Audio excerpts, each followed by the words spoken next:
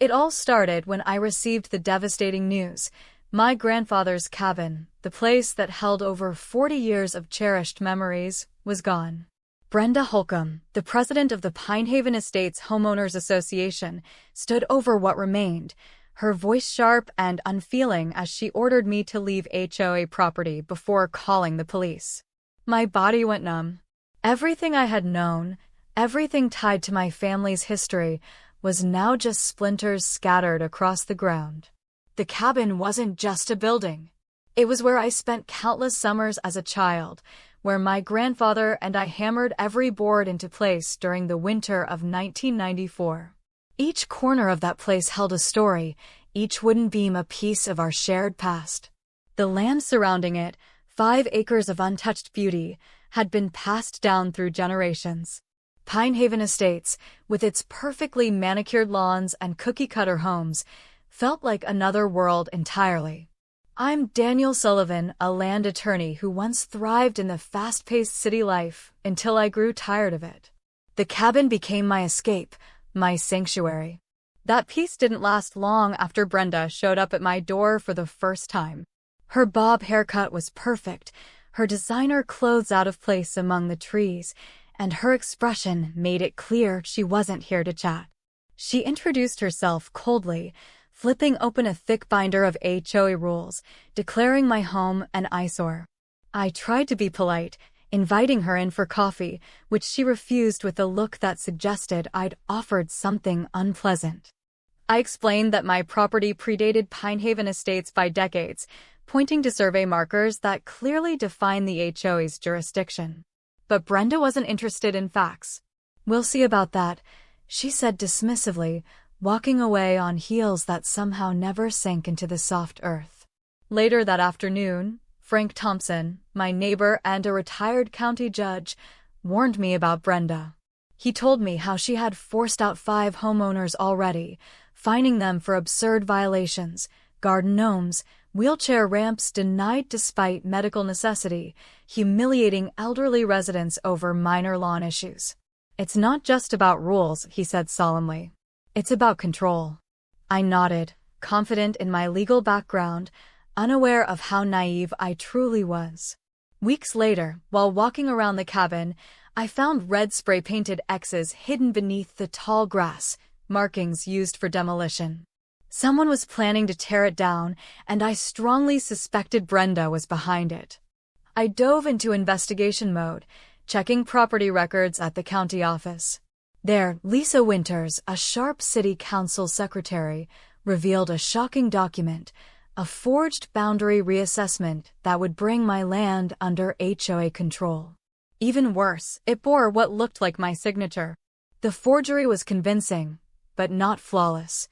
Notaries listed were retired, and outdated legal language gave it away. Brenda's reach extended further than I imagined. The paperwork came from Thomas Brown, the county building inspector, whose wife had recently landed a school board position without qualifications. I drafted a detailed legal letter challenging the HOA's actions, citing statutes and attaching historical surveys, satellite images, tax records, proof that my land had never belonged to Pinehaven. I delivered it personally, feeling a small sense of victory. But I couldn't have been more wrong. Neighbors began avoiding me. Mrs. Donovan crossed the street instead of greeting me. Mr. Peterson suddenly wouldn't meet my eyes. Frank told me the HOA had sent letters warning people not to associate with disruptive individuals me. Brenda was isolating me before I could build support. Her response to my legal challenge? An emergency HOA meeting where she painted my well-maintained cabin as a dilapidated hazard. Photos were doctored to show sagging roofs and overgrown yards that didn't exist. Eleanor Jenkins, one of the few brave enough to speak to me, confirmed it. Brenda was turning the community against me. Property values had risen 20% since she took over. People trusted her. Then came the inspection team, led by Thomas Brown himself. Without even stepping inside, they slapped my door with unsafe to occupy notices. When I demanded documentation, Thomas smirked, telling me to take it up with the courts. Soon after, Mayor Harris became unavailable for meetings, and my complaints to higher authorities disappeared into voids. That night, Frank mentioned a wildlife camera he had installed near the property line. Bears had been getting into his bird feeders. As we reviewed footage, we caught Thomas posting notices and discussing payments with Brenda. Once Sullivan's out, the whole northeast section can proceed, Thomas said casually. This wasn't just about me. There was a massive development plan underway. I set a trap. A legally recorded phone call with Brenda might reveal more than she intended.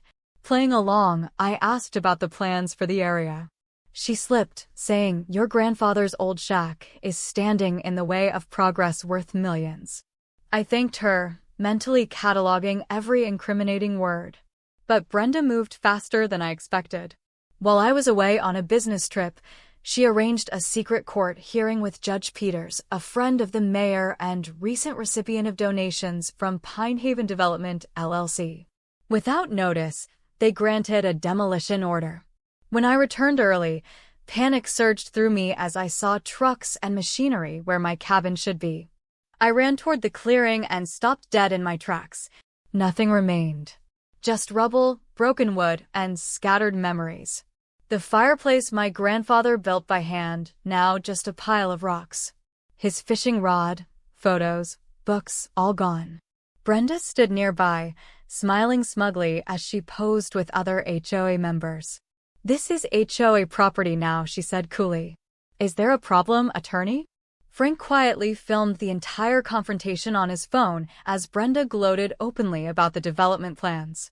"This eyesore has been removed for the common good," she declared. They left in their luxury SUVs, leaving me standing amidst the ruins of my heritage. For hours I wandered the wreckage, picking up pieces of wood and shattered glass. Memories flooded back, laughter, stories by the fire, the windshield we nailed up together. Then I remembered something, my grandfather's old mailbox, which held letters and documents. By some miracle it survived, dented but intact. Frank sat beside me silently, then finally spoke. "You know, your grandfather once faced power-hungry people like this too, and he never gave up." I asked what happened. "The town wanted to build a highway through his land back in the 70s. The mayor was corrupt, just like Harris. They tried every trick to force him out, taxes, citations, even eminent domain. But Edward was smarter than them all." As the sun dipped below the horizon, casting golden light over the destruction, I felt something shift within me. Grief still lingered, but so did determination. I wiped tears from my eyes and picked up a broken piece of my front door. "You're right, Frank," I said, my voice steadying. "This isn't about a cabin anymore. This is about justice." With renewed focus, I launched a full investigation into Brenda, the HOA, and the entire power structure of Pinehaven. From a makeshift tent on my own land, I worked tirelessly, determined to expose the corruption that had taken everything from me and ensure no one else suffered the same fate. The destruction of my cabin wasn't the end of the story. It was just the beginning of a much bigger fight. What I discovered next would shake the foundations of Pinehaven Estates and expose a web of corruption that stretched far beyond Brenda Holcomb's HOA. After the demolition, I was devastated, not just by the loss of my home, but by the betrayal of every system I had trusted as a lawyer and a citizen. The town government, the legal process, even the neighbors who once waved at me from their porches, all seemed to turn against me. But while sifting through the wreckage, I found something unexpected: my grandfather's old mailbox. It had survived the destruction, dented and scratched, but intact. Inside were letters, photos, and family documents that held more than sentimental value. They revealed a secret I never knew. My grandfather, Edward Sullivan, wasn't just one of the town's founders. He had been its principal legal architect, drafting the original framework for the county's land laws and city charter. Buried in those yellowed pages were forgotten anti-corruption clauses my grandfather had embedded into the law decades ago, safeguards designed to protect ordinary citizens from exactly the kind of abuse I had suffered. One clause in particular stood out: Section 47B of the county charter.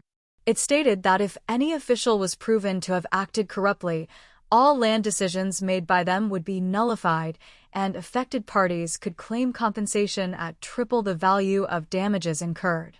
These weren't outdated relics, they were active laws, still on the books and waiting for someone to invoke them. As I pored over the documents late into the night, connecting lines between names, properties, and financial transactions, a clear picture emerged. Brenda hadn't been acting alone. She was part of a coordinated scheme with Richard Blackwell, a powerful real estate developer who had quietly been acquiring land across Pine Haven estates. Their plan was to bulldoze homes like mine and replace them with an upscale development called Pine Haven Luxury Villas, a project worth nearly $20 million. And they weren't just targeting me. At least 8 other homeowners in the area had been marked for acquisition, each facing similar harassment, falsified violations, illegal inspections, and fabricated fines. I wasn't just fighting for my property anymore, I was uncovering a systematic land grab affecting the entire community. With the help of Frank Thompson, Lisa Winters, and a growing network of neighbors who had also been targeted, we built a detailed map showing how the pieces fit together. Color-coded pins connected properties, people, and money flows. The pattern was undeniable. Blackwell was assembling a perfect rectangle of land for his development, and my grandfather's cabin sat squarely in the middle. But exposing the truth came at a cost. Brenda sent cease and desist letters. My bank accounts were mysteriously frozen. Neighbors who helped me began receiving violation notices for trivial issues like improperly painted mailboxes or unapproved garden layouts. Even my professional reputation was under attack, with anonymous accusations circulating about ethical violations I had never committed. Despite the pressure, I pressed forward.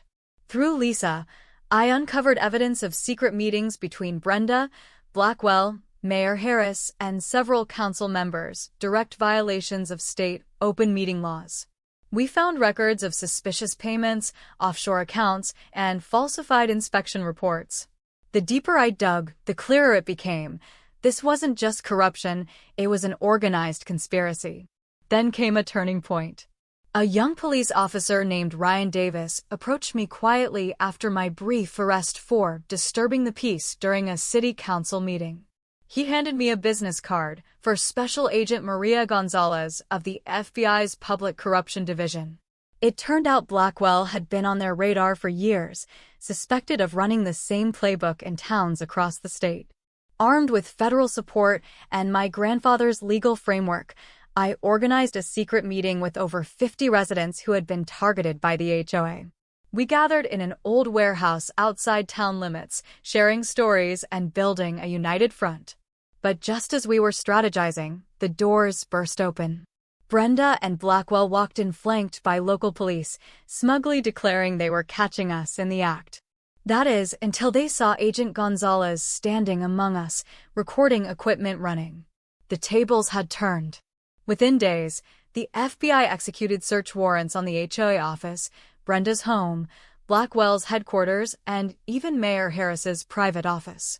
The evidence they uncovered was damning: documents detailing the multimillion-dollar development scheme, records of bribes paid to officials, and a list of targeted properties with strategies for forced acquisition.